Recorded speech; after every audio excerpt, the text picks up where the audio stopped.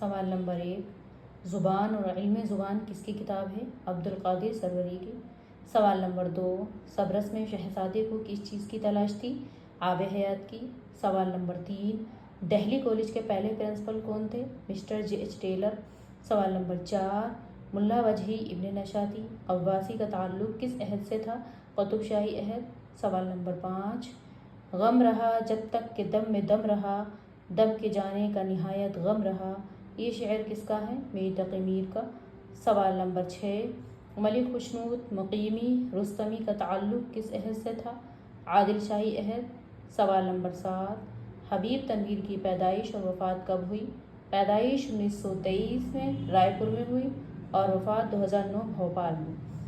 سوال نمبر 8، ستاروں سے آگے، شیشے کے گھر، روشنی کی رفتار کس کے افسانوی مجموعے ہیں؟